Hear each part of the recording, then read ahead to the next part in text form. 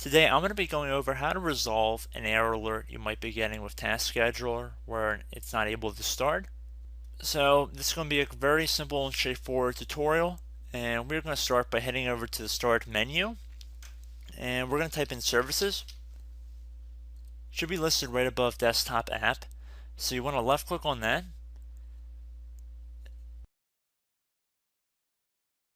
You want to scroll down till you get to Task Scheduler.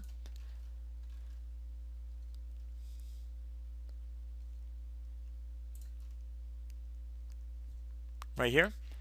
And then you want to right click on it and then left click on Properties. If it's not already set to automatic, make sure it's set to the automatic position.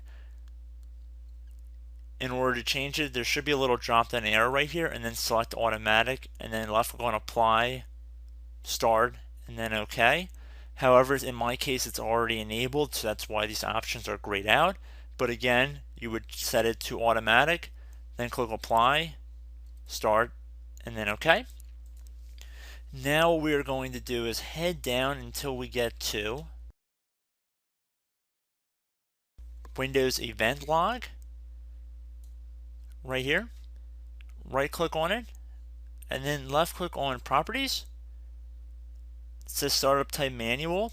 Click on the little drop down arrow, select Automatic, then left click on Apply.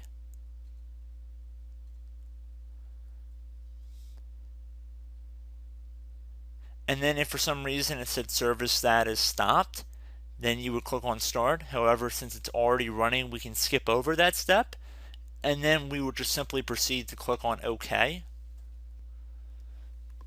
And now we're going to scroll up until we get to Remote Procedure Call, and it should say RPC. This one right here.